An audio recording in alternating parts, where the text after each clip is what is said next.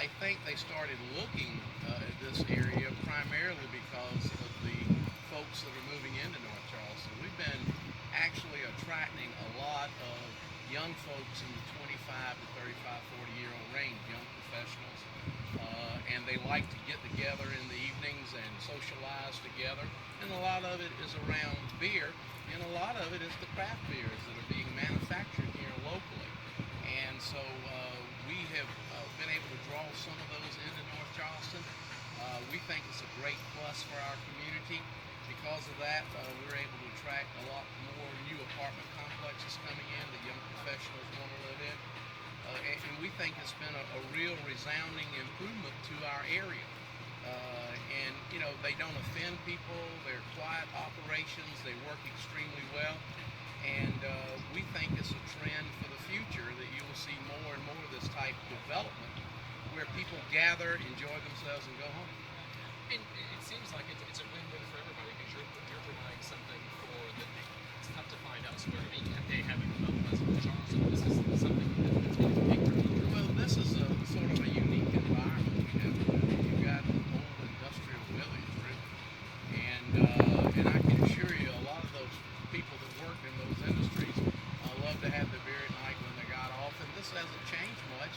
It's just a different age group, a different kind of beer. And I think it was about, you know, so often people get into their communities and they don't talk to each other, they don't speak to each other, they don't socialize together.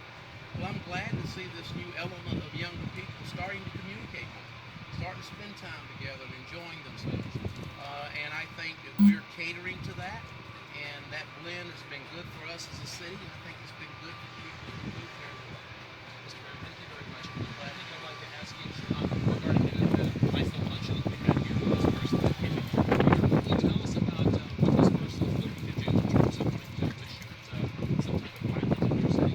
Well, we've been very fortunate that we've been able to get several programs coming in where they're trying to either create a new TV series or shooting movies in the area, and a lot of that is because of the state's incentive that they now utilize to bring people and draw people into the area. A show like this, and this would be a pilot, a one-time pilot show. If it's picked up, then they can come back and shoot 20 and be here for a very long time.